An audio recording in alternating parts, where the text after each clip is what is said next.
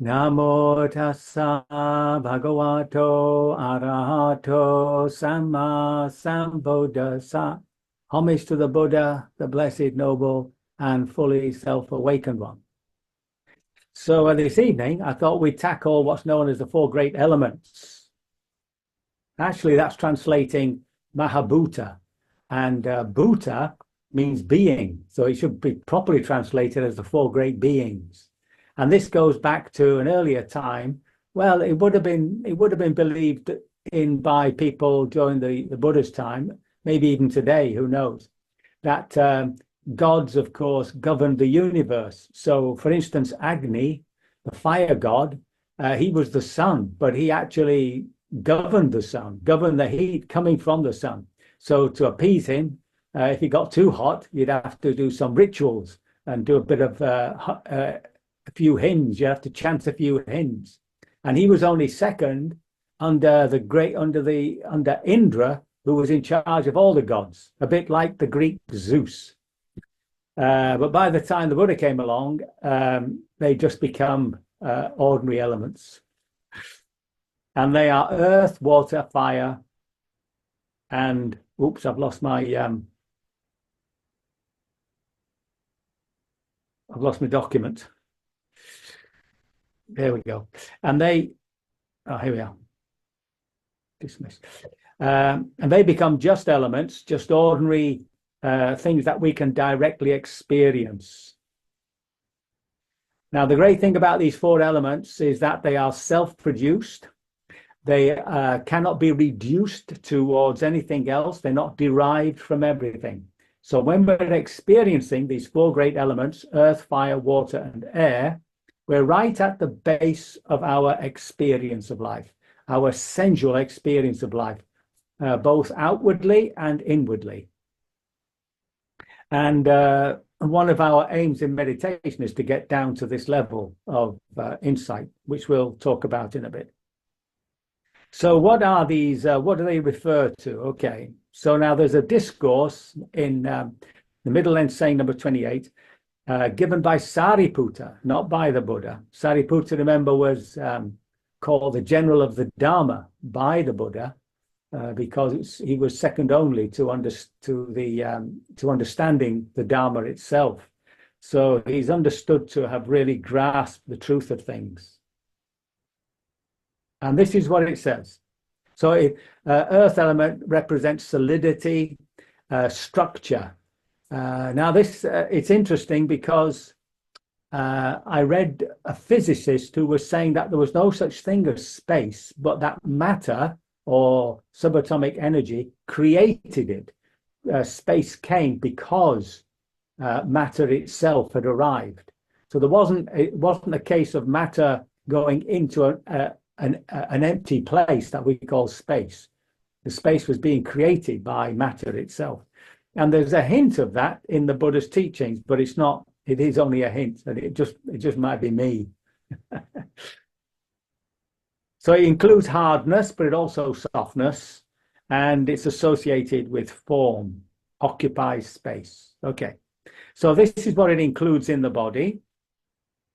Head hair, body hair, nails, teeth, skin, flesh, sinews, bones, bone marrow, kidneys, heart, liver, and there's a whole load of stuff, right?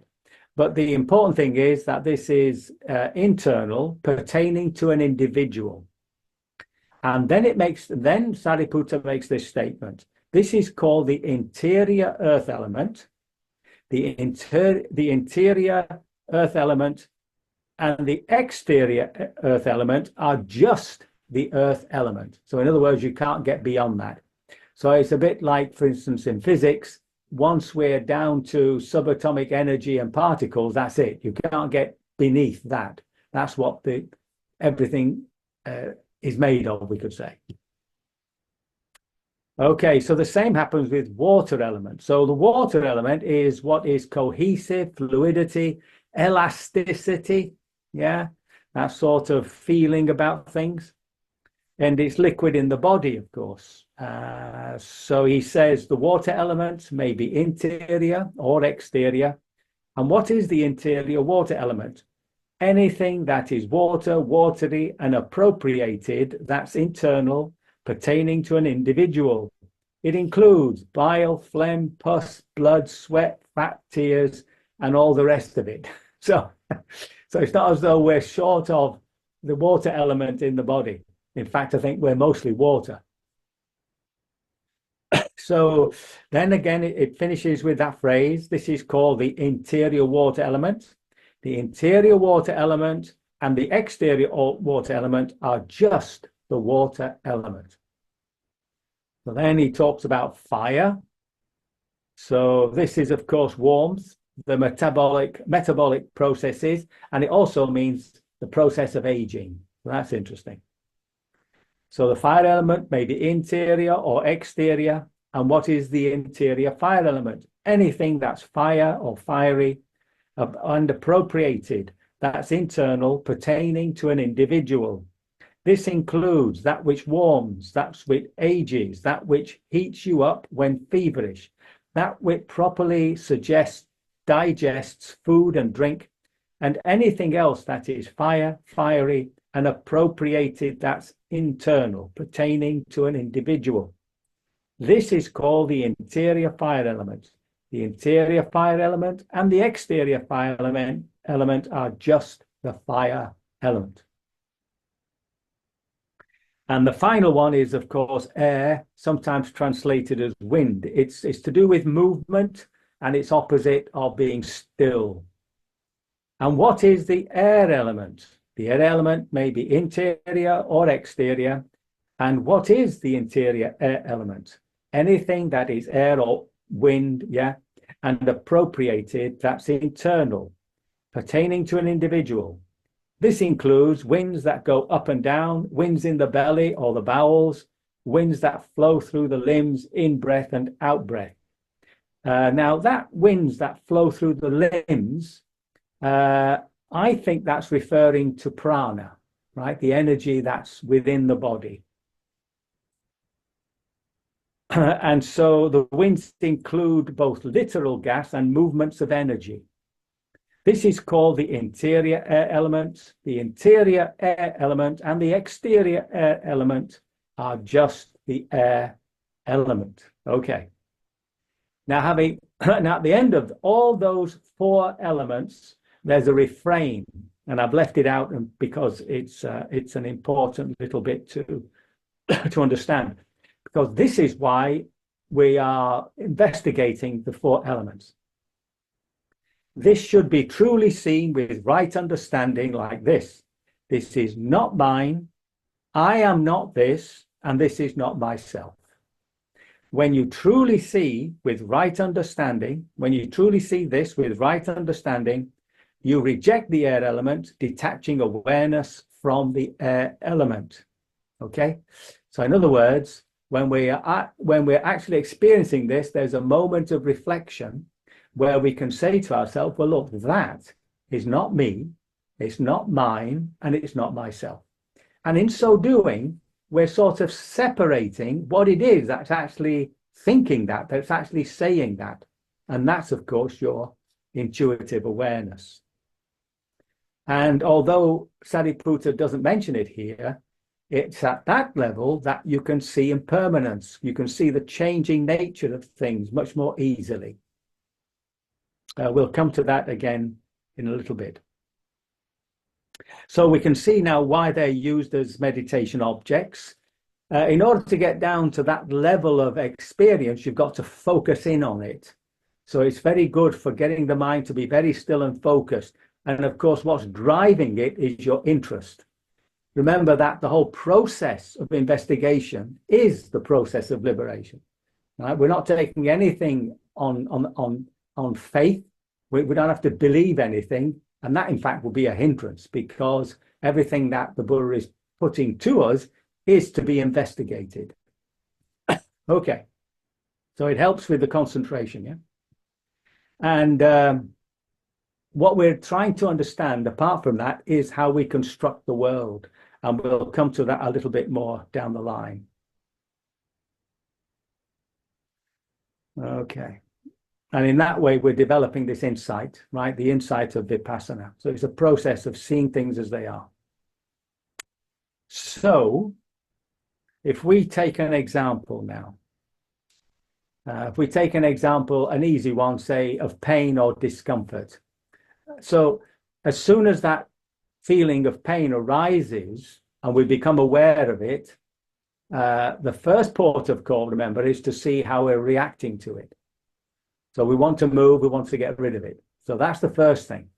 And we have to wait until that reaction begins to fade away. Then we can feel the pain more equanimously, patiently, right? So we can just be with the pain.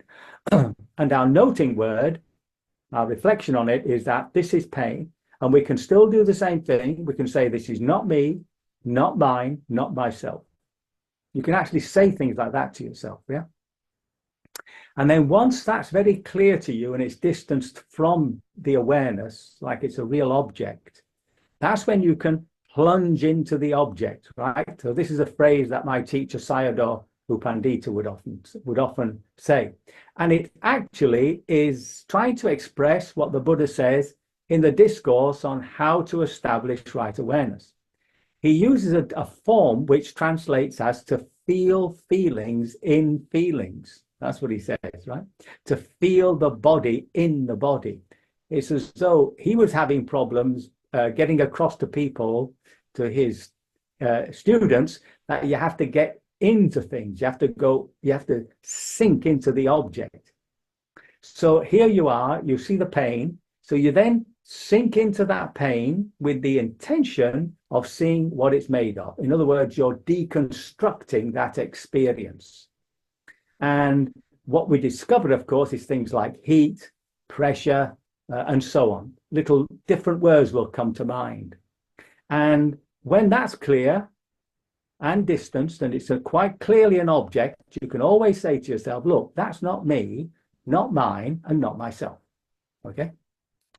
And then you recognize that when you come to the next level of perception, which gives these sensations meaning, the word pain arises. So now we know that pain is a mental construct. It doesn't actually exist. What actually exists are these sensations. And so now it doesn't mean to say that you can forget what pain is. You need to know when to go to the doctor. But now we know that pain is a mental construct. And then the third level is to see our relationship to pain. And that's when we have that growth of patience and forbearance with what is unpleasant. So there's a whole process there, which is just part of that Vipassana insight process.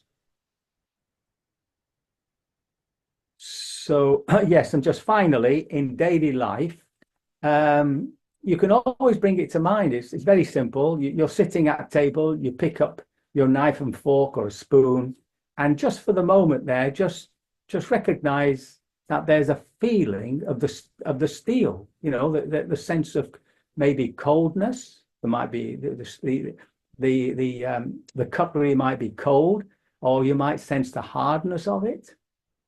When you have when you're drinking a tea or coffee or just a juice or something, just for a moment to feel that liquidity, the way that the liquid is moving around in the mouth. When you're outside, occasionally this summer, you might feel the warmth of the sun. At least in the UK, you'd be very lucky these days, and you can feel the warmth of the sun on your skin. When walking, you get that feeling of movement, the body moving through space, you might say. Yeah. So these things we can actually experience. You can also see it on a sort of second hand, you know, like the trees moving with the wind and so on. And it's just this constant recognition that everything that we're experiencing at a physical level is based on these four elements. Now, I must say that when it comes to the more animal elements of smelling and tasting, there's no real understanding as to what creates the various subjective tastes within the mouth of sweetness, sour, salty, all those sorts of things. But it's like It's like the photons that hit the eye. That would be seen as a fire element. But what the eye actually sees are all these very different shapes and colors. But it's still at the base of the eye, just a fire element. And in the same with the ear, all we're getting is pressure waves. And that's all that's actually being picked up by the sense base. You can actually experience that there's no sound. It's just a sensation of touch. And then that enters into the mind, and it's the mind which turns it into a recognizable sound. Okay.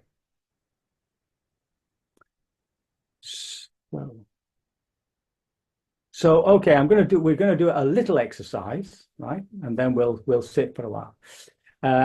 So if we sit comfortably and just close our eyes a little, and I'll just mention some part of the body that you can contact according to these 4 elements, okay? So we're just sitting there quietly, and we want to find something which is hard. So it could be that your one thumb is feeling the hardness of a nail, or you could be having your hand on your knee, just the kneecap there, and just get a feel of the hardness of it. Yeah.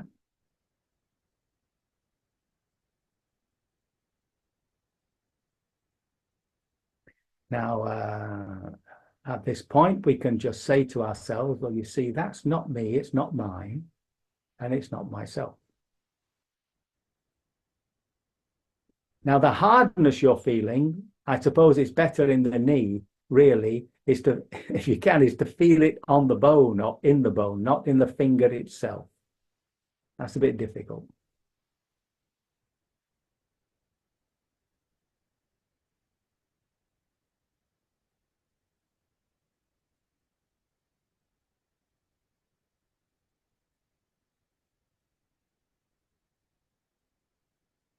You can, of course, feel it on the finger. I mean, that's not a problem either. And then if we try to find something which is warm or cool, the heat of the body, perhaps you can feel a part of the body that's warm. Or it could be if you put one hand on the back of the other hand, you might find that the fingers are cooler and you can feel that there's a change of temperature there. And the palm of the hand being warmer. And just get into that feeling of warmth or coolness. So at the moment, I can feel the coolness of my fingers and the warmth of my palm.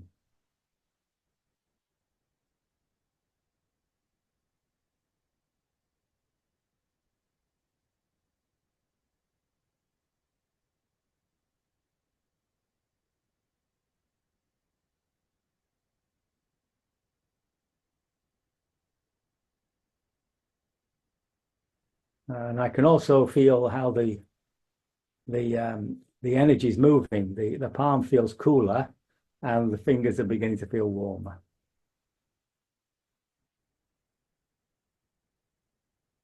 So I'm right there at the base of my experience. And then the next one would be liquidity. So you can fill your mouth with a little saliva.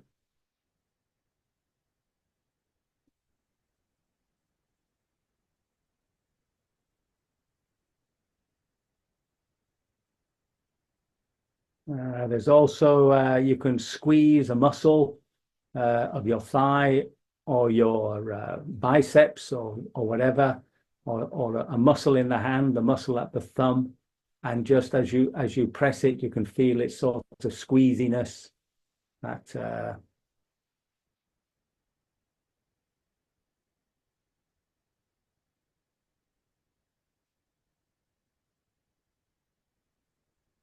And then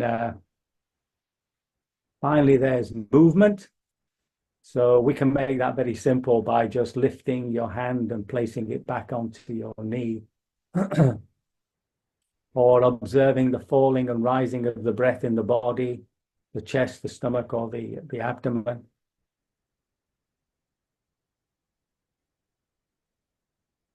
And all you're trying to be aware of, to get down to, is that feeling of just movement. That's more easily done when it's neutral.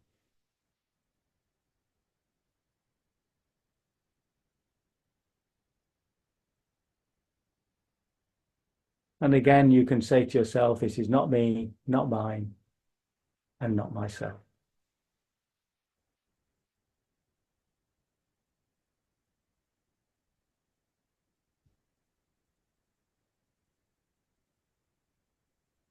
Okay, so that's a sort of quick introduction. The last thing is that, of course, you can also do this with your emotional life. An obvious one would be anger. If you feel a bit angry about something, irritated about something. So when you come off the fantasy and you come into the body, then you feel, first of all, that there is anger. But as you go into the anger, there is just this energy, just heat that's going on, and movement, heat movement mainly. So it's just deconstructing what we're actually experiencing, always taking away that sense of something being substantial, being real. And that's how we use these four great elements. Very good. I can only hope my words have been of some assistance, that I have not caused confusion, and that by your careful investigation of the four elements, you will liberate yourself from all suffering sooner rather than later.